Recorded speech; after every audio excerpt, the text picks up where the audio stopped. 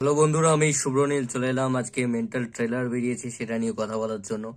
তো মেন্টালটা ইয়াজদা এবং নুসরাত দি ছবিটা করছে, তোমরা এতদিনে জেনেই গেছো, কারণ তার প্রথম গানটা কিন্তু মারাত্মক রকম হিট হয়েছে। কি একখান গান বানাইছে গানটা, তো সাংঘাতিক রকম। অনেকদিন পর একটা এরকম হাওয়া যে কমার্শিয়াল ছবি তার গান এসছে, যেমনই লাগুক, ভালো লাগুক খারাপ লাগুক, গানটা ভালো চলছে, এটা নিয়ে কোনো সন্দেহ নেই। ফার্স্টে আমি একটা ইনসিডেন্ট শেয়ার করে নিই।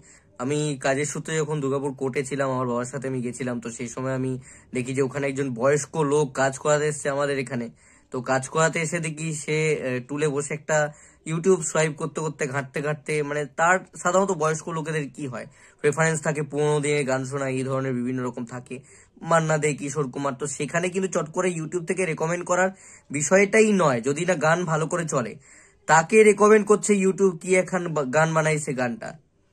তো সে দেখি এই গানটা শুনছে, মানে দেখছে রীতিমতো সে, কিন্তু আমি দেখলাম যে পুরোটা দেখলো, শর্টসটা কন্টিনিউ করলো। তো এখানেই কিন্তু বোঝা যায় রেসপন্সটা কেমন, হাওয়াটা কেমন, গানটা অলরেডি হিট। এবার যে মূল বিষয় ট্রেলারটা কেমন লাগলো, যে বিষয়ে কথা বলা, প্রথমেই বলতে হবে যে এই মার্কেটে যা বাজারের হাল, কমার্শিয়াল ছবির যা হাল, প্রথম প্রোডাকশন হাউস থেকে কোনো ছবি আনছে সেখানে কমার্শিয়াল ছবি দিয়ে আনছে, এটাই তো সবচেয়ে বড় বাহবা দেওয়ার মতন একটা জায়গা, একটা গুরুত্বপূর্ণ বিষয়। তারাও জানে, তারা বোকা নয়, তারা ইনভেস্ট করছে, তারা জানে যে কতটা কি চলার সম্ভাবনা। কারণ রিসেন্টলি বাংলা ছবি মানুষ রিলিজ হয়েছে জিদ্দার মতন সুপারস্টারের, কতটা কি ব্যবসা করেছে ওয়েস্ট বেঙ্গলে, কতটা কি ভিড় হয়েছে আমাদের সকলের যারা একটু ওয়াকিবহল বাংলা সিনেমা সম্পর্কে, তারা কিন্তু জানে। সেই মার্কেটে তারা যে ইনভেস্ট করে প্রথমবার ছবি আনছে বাংলা সিনেমা, কমার্শিয়াল সিনেমা, এবং সেটা হিউজ ইনভেস্ট করেছে, এই ট্রেলারটা দেখলে কিন্তু পরিষ্কার হয়ে যায়। তো এই সাহসটার জন্য কুর্নিশ, প্রথম কথা সাপোর্ট পাওয়া দরকার।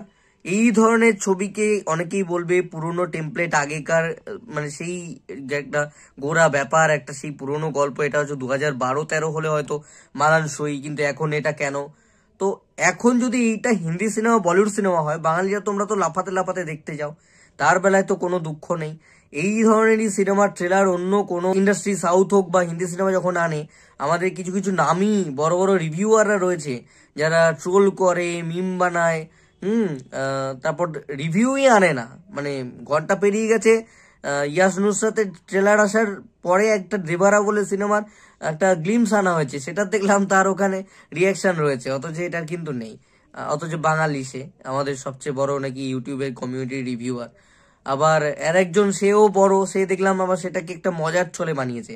মানে কমার্শিয়াল ছবি মার্কেটটাকে তো এরাই দায়িত্ব নিয়ে অ্যাকচুয়ালি শেষ করেছে, কারণ এরা সিনিয়র মোস্ট, এদের দেখেই তো শিখবে।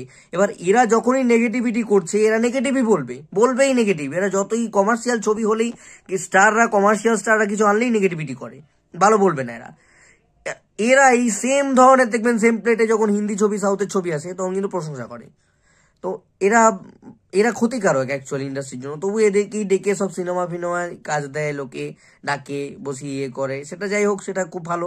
গর্বের, আমাদেরও গর্বের যে ইউটিউব থেকে বড় কাজ করছে। আমি তো ইন্সপায়ার্ড হই ওদেরকে দেখে সব সময়, এবং আমিও ওদের রিভিউই দেখি। মানে কোথাও না কোথাও অনেস্টিটাও আছে ওদের মধ্যে, যেটা থেকে আমার ভালো লাগে। কিন্তু এদের এই জিনিসটা আমার খারাপ লাগে, যে এরা একটা কমার্শিয়াল কাজ, মার্কেট এরাই শেষ করেছে প্রথম কথা দায়িত্ব নিয়ে।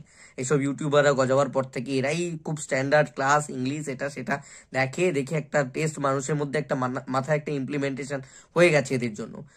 সেইখানে এদের জন্য তো একটা ক্ষতি হয়েছে বাংলা কমার্শিয়াল। তারপরে এরা এখনো পর্যন্ত শোধরায়নি। এরা যখনই এই ধরনের কমার্শিয়াল ছবি করতে যাবে, যে কোনো উপায় খারাপ বলবে, এবং সব বিভিন্ন রকম তাদের সব সেখানকার আর কি সব টাইম মেশিন ফেশিনের রেফারেন্স টানবে। এই টাইম মেশিনের রেফারেন্সটা কেন হিন্দি বা সাউথের ক্ষেত্রে আসে না, সেটা আমি বুঝি না।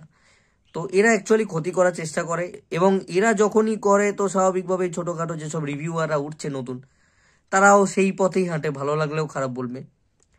আমিও বলছি পুরনো টেমপ্লেট, কিন্তু এই মার্কেটে দাঁড়িয়ে এটাই তো সবচেয়ে বড় এক্সপেরিমেন্ট, এটা তো অস্বীকার করার জায়গা নেই। জিদ্দার ছবির সময় তো এরা ভালো বলে, তাহলে জিদ্দার ছবির সময় কি করে ভালো বলছে? তাহলে সেটাকেও তো আমাদের পুরনো টেমপ্লেট, একঘেয়ে, কারণ ওই ধাঁচের ছবি হয়েছে বলে, তাহলে সেটাকে আমরা একই অমনি বলবো, খারাপ বলে দেবো? কারণ দেবদা তাহলে এখন যদি এই ছবিটা আনছে খাদান, তা বলতে হবে সেম টেমপ্লেট, এই খাদান তো সেই এরকম কেজিএফ হয়েছে, আরো ওরকম ছবি হয়েছে কান্নাড়াতে, সেরকম কেন? মানে ঠিক আছে, দেবজিৎ বলে না হয় তোমরা বলছো না ওনারা সুপারস্টার, আমি তাদের ফ্যান, কিন্তু অন্যদেরকেও তো আরো 2-4টে তৈরি হোক না, তো সেটা তো কোনো কেউ বলছে না। এবং আমার তো যদি এই ইয়েতে বলি, আমি আমি কিন্তু দেখে বেশ ভালো আমার লেগেছে।